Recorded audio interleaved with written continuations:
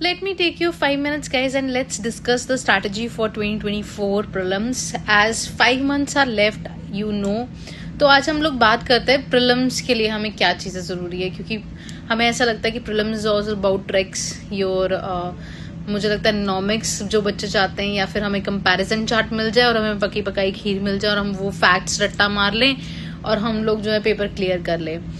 That is equally important guys, but आप लोग last year का पेपर निकाल के देखो 2023 का. सबसे पहले अगर आपने इस बारी आपने देना है, अटेम्प्ट देना है, तो डेफिनेटली इतनी चीजें आपको समझ में आएंगी कि सिर्फ फैक्ट्स के साथ अब प्रॉब्लम सॉल्व नहीं हो सकता.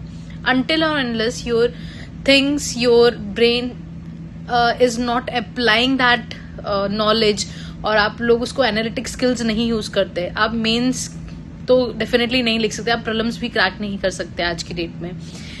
सो गाइज, आपका जो प्रॉब्लम्स है और जो मेंस है that goes hand in to hand.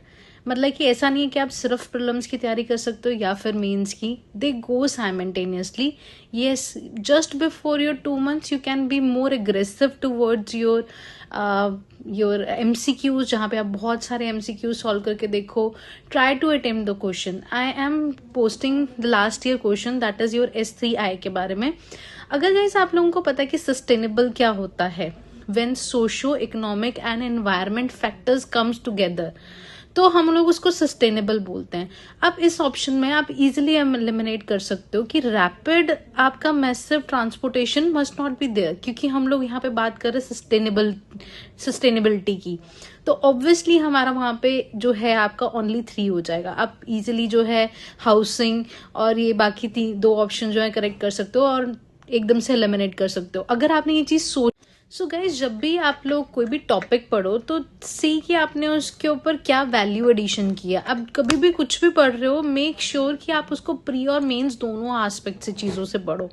ठीक है, तो हमने जैसे ये बात की, तो अगर आपने ये इनिशिएटिव नहीं भी पढ़ा था, तब अपने सस्टेनेबिलिटी के बारे में आपको काफ़ी कुछ चीज़ें क्लियर थी, तो वो आपको एक अच्छा गेस दे सकती है.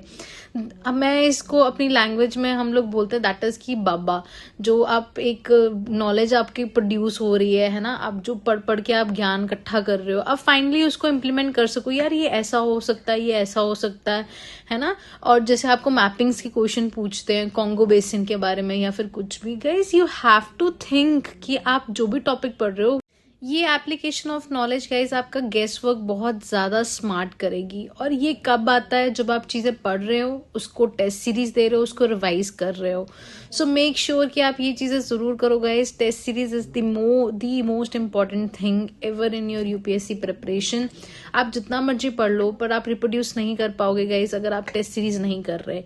और अब भी ऐसा नहीं है कि आप मेंस के आंसर राइटिंग भी छोड़ दो, साइमल्टेनियसली वो भी करो, और प्रीलिम्स के जो है आपके MCQs जो हैं वो भी सॉल्व करना आप स्टार्ट कर सकते हो. Next guys, there are 8 pillars to your prelims.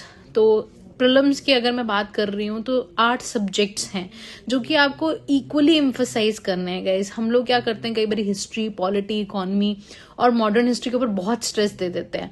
नहीं गाइज, यहाँ पे आपके सिर्फ 50 क्वेश्चन पूछ रहे हैं जो आपके अदर 4 सब्जेक्ट्स हैं.